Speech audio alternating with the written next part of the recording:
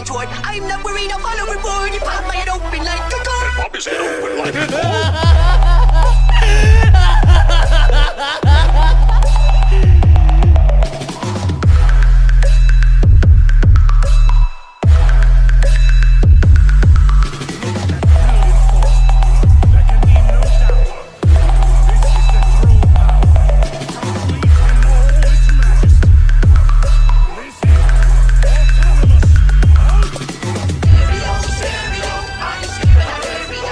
जेनो और grand piece को धमकी देने के बाद गोकू फ्रेंचाइजी से निकलने के बारे में सोचता है और वो निकल भी जाता है, पर तभी उसे एक की फील होती है। ये होता है सुपर सैयन 2000 एम्परर। एम्परर कहता है, तुम क्या कर रहे हो यहाँ पे? यहाँ पे सिर्फ ओमनी गॉड्स ही आ सकते हैं या फिर ओमनी गॉड्स के ऊपर के बींग्स। तभी super Saiyan infinity Goku drip Goku की एनर्जी को सेंस करके यहाँ पे आता है। सुपर सैयन इन्फिनिटी गोकू कहता है, तो तुम मेरे ही एक वेरिएंट हो पर काफ़ी ज़्यादा पावरफुल हो। मैंने कभी इमेजिन भी नहीं किया था कि मेरा ही एक वेरिएंट इतना ज़्यादा पावरफुल होगा। तुमने मुझे भी सरपास कर दिया है, पर मैं तुम्हें हरा सकता हूँ। तो मैं तुम्हें एक ही चीज़ की सलाह दूंगा, यहाँ से शांति से चले जाओ अपने फ्रेंचाइजी में, अपने टाइमलाइन में। ड्रिप गोकू इसकी ये बात सुन के अपने मन में सोच रहा था, ये मेरी पावर का 2% पोजेस करता है, पर इसका दिमाग किसी ओमनी बींग की तरह चलता है, किसी मॉडल की तरह नहीं। इसलिए इसके अंदर फीलिंग्स नहीं है। क्यों ना मैं इसकी फीलिंग्स को जगा दूँ। पर काफ़ी टाइम हुआ है, मेरी 2% पावर पे भी कोई नहीं है, तो क्यों ना मैं इसके साथ थोड़ा सा टाइम पास करूँ, फिर अपने मिशन पे निकलूँ। अब सुपर सैयन इन्फिनिटी और ड्रिप गोकू की बैटल चालू हो जाती है। इन दोनों की बैटल में ड्रिप गोकू को कुछ भी नहीं कर रहा था, पर वो ऐसा दिखा रहा था कि वो हार रहा है, और सुपर सैयन इन्फिनिटी को इससे काफ़ी ज़्यादा खुशी मिल रही थी।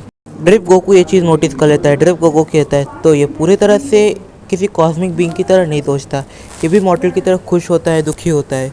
पर उस गॉड में मुझे बताया था कि सारे एंशिएंट बीइंग के पास फीलिंग नहीं होती। फिर ड्रिप गोकू अपने मन में सोचता है, अगर मैं इन दोनों को यहाँ पे नॉक कर दूँ तो मुझे रोकने वाला अभी कोई नहीं होगा। मैं इन्हें नॉक करूँगा तो ये फिर से उठ के खड़े भी हो ही जाएंगे। जितना कि मुझे उस लीडर ने बताया है, उसने मुझे बताया है कि ये सारे गॉड्स और ये सारी फ्रेंचाइजी आपस में काफ़ी ज़्यादा दूर दूर है, मुझे टाइम वेस्ट नहीं करना होगा। ये कह के ड्रिप गोकू दोनों को ही अपने एक एक पंच से नॉक कर देता है, सुपर सैयन इन्फिनिटी और सुपर सैयन 2000 को।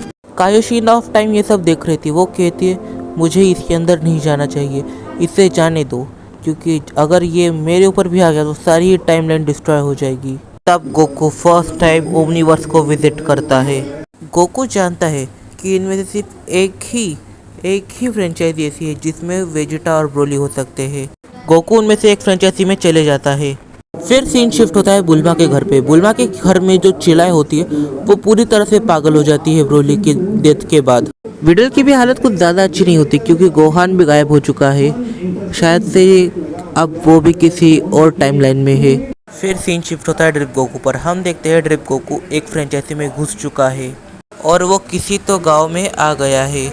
यहाँ पर काफ़ी सारे सवाल निकल के आते हैं कि जिस फ्रेंचाइजी में ड्रिप गोकू घुसा है वो फ्रेंचाइजी है कौन सी। ये फ्रेंचाइजी कौन सी है मुझे कमेंट बॉक्स में ज़रूर से बताना। वीडियो को कर दिया लाइक और चैनल को कर दिया सब्सक्राइब, और मुझे इंस्टाग्राम पे फॉलो जरूर से कर लेना, लिंक मेरे नीचे डिस्क्रिप्शन बॉक्स में दिया हुआ है। तो मिलते हैं अपनी अगली वीडियो में, तब तक के लिए बाय बाय।